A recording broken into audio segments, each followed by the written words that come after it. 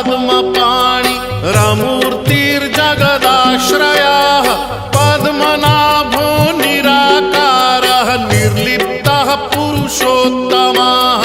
कृपाकारः जगद्व्यापी श्रीकारः शङ्खशोभितः समुद्रकोटिगम्भीरो देवता प्रीतिदः सदा सूरपातिर्भूतपातिर्ब्रह्मचारी पुरन्दरः आकाशो वायुमूर्तिश्च ब्रह्ममूर्तिर्जलस्थितः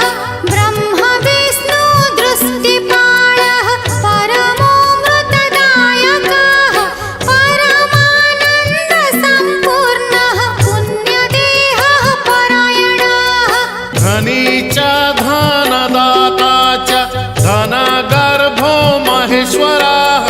पाशपाणिः सर्वजीवः सर्वसंसाररक्षकः